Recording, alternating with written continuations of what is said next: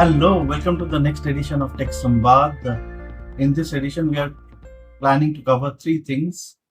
It was a quiet week last week. Some of the key events which I thought worth mentioning here are uh, one, the Grok 4 Fast. The Grok 4 Fast, indeed, it was launched on September 19th. It was XAI's revolutionary cost efficient AI model.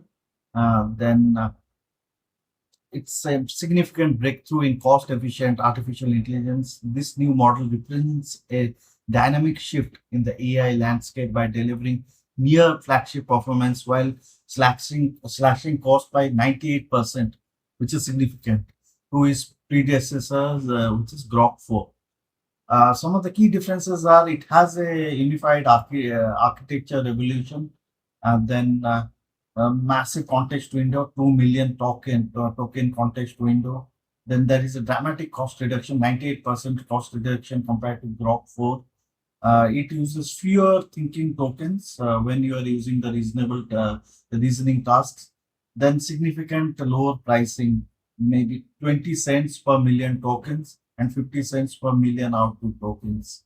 It actually does well in all the benchmarking. For example, AIME 2025 90% mathematics competition, HMMT 2025 93.3%, it's an advanced mathematics benchmark, GPQA Diamond 85.7%. So it's actually exceedingly doing well in most of the benchmarking competition. That's one good product release we saw in the last week. The second news which actually caught my attention was ChatGPT actually launched a very comprehensive report on how people are using its GPT-5 model. And what it has done is it has actually, the trend shows that now we are increasingly democratizing AI. mm, Gender gaps are reducing. Now almost 50% male and 50% female, which is the stark contrast to around 37% female about maybe 1 year back. Then what they are using for? So they are using it for doing their day-to-day work. For example, getting their everyday tasks done. Three quarters of the conversations focus on practical guidance, seeking information, and writing. With writing being the common work task, while coding and self-expression remains niche activities. Patterns of use can also be thought in terms of asking, doing, and expressing. About half of the messages, 49%, are asking, and a growing and a highly rated category that shows people value ChatGPT most as an advisor rather than only for task completion. So, coming to the breakage into work and personal life, I think personal life actually weighs in more. 70% of work is done for the personal activities, non-work activities, and 30% of the consumer usage is work related. It has many such startling facts. I will post the link in my comment section. Do read the full report. It's a very comprehensive report. The third article, which I'm going to do a notebook LM video overview, is about is AI a bubble? And there was a wonderful paper by Azim where he has actually categorized how to categorize different parameters, identified different parameters on how do you identify if a bubble is brewing or not. The good news is, as of now, AI looks not to be a bubble, but slow, as the author states that anything can change with all this geopolitical situation, spending, and all. It might turn into a bubble going forward, but as of now, it doesn't look like a bubble. Hope you enjoyed this video and do give me your feedback in the comment section below. Thank you. All right, welcome to The Explainer. Today, we're diving into the trillion-dollar question that's on pretty much everyone's mind in tech right now. Is all this excitement around AI the real deal, a historic opportunity? Or is it just a massive bubble, getting ready to pop? And look, the stakes here are incredibly high. This quote from The Atlantic really puts it into perspective. If this thing does burst, it wouldn't just be a Silicon Valley problem. We're talking about something that could seriously impact the entire global economy. So, to get to the bottom of this, here's our game plan. We're going to start with that big trillion-dollar question. Then we need to get our definition straight. What is the difference between a boom and a bubble? After that, I'll introduce you to a framework I'm calling the pilot's dashboard. We'll use it to check 5 key gauges, and then finally, we'll reach our verdict. I mean, we've seen this movie before, right? Railways, the dot-com era. There's always a big new thing. So the real question is, with these absolutely mind-boggling sums of money flooding into AI, is this time really different? Okay, before we go any further, we absolutely have to be on the same page. Let's nail down our terms. What's the actual practical difference between a healthy, productive boom and a really dangerous bubble? And really, it all boils down to this one crucial difference. In a boom, the fundamentals, the actual value and earnings, they eventually catch up to all the optimism. In a bubble, well, they don't. The hype completely detaches from reality, and that's when you're headed for a very, very painful collapse. And for this analysis, we're not just talking about any little market dip. We're using a super specific, pretty hardcore definition of a bubble. A 50% drop from the peak value that sticks around for at least 5 years. So think a long, brutal economic winter, not just a quick cold snap. So how do we figure out where we are? Well, we're not just going to throw a dart at a board and guess. We're going to be methodical. We're using a framework, a kind of pilot's dashboard, if you will. It's a data-driven way to check the actual flight conditions of this AI boom. All right, here are the 5 gauges on our dashboard. First, economic strain. Second, industry strain. Third, revenue growth. Fourth, we've got valuation heat. And finally, funding quality. Let's fire up the instruments and start checking them one by one. All right, time to start reading the instruments. Let's dive into our first gauge. Okay, first up, economic strain.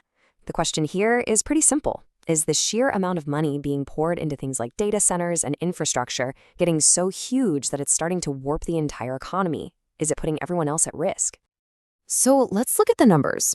Right now, the AI build-out accounts for about 0.9% of GDP. Now, to put that in perspective, that's pretty much on par with the peak of the telecom boom. But it's nowhere near the absolute mania of the 19th century railway bubble, which hit a staggering 4%.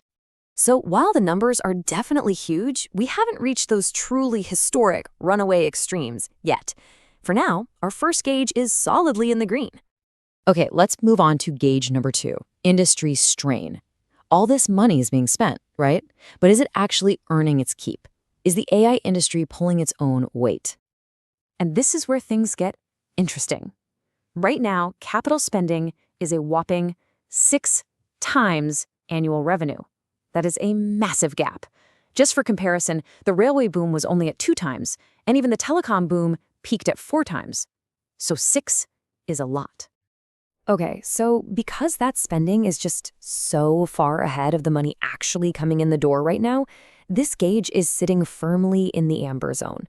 You could even say it's starting to flicker red. This is definitely a point of tension we need to watch. Now, an amber light on industry strain isn't necessarily a deal breaker. It's not a death sentence if, and this is a big if revenues are growing explosively enough to close that gap. So the next logical question is, are they? And wow, this is where the story takes a really sharp turn. Because unlike some of those past booms that just kind of fizzled out, Gen AI revenues are absolutely exploding. We're talking about being on track to double in a single year. That is just astonishing, rocket ship growth. So, with revenue doubling in just 1 year, our third gauge is lighting up bright green. This isn't just hype. It points to incredibly powerful, real-world demand for this technology. People actually want this stuff. All right, let's check gauge number 4, valuation heat. Simple question here. Has the market gone crazy?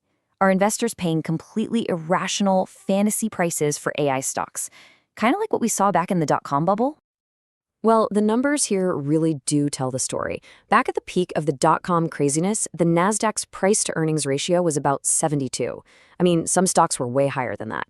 Today, it's sitting around 32. Now, don't get me wrong, that's still high, but it's less than half of that bubble era peak. The prices haven't completely broken free from the laws of gravity, at least not yet. So yeah, valuations are definitely up there. They're heated, but they are nowhere near the truly stratospheric what planet are we on levels we saw back in 2000. For that reason, our fourth gauge is also green. Okay, last one. Gauge number 5, funding quality. This is a big one. Who's paying for all this? Is this boom being funded by strong, patient capital, deep pockets? Or is it being propped up by shaky, nervous money that could just vanish at the first sign of trouble? Right now, the funding situation is actually pretty robust. Most of it is coming from the massive cash flows of the tech giants. Think Microsoft, Amazon, Google. But, and there's always a but, there's a big risk looming on the horizon.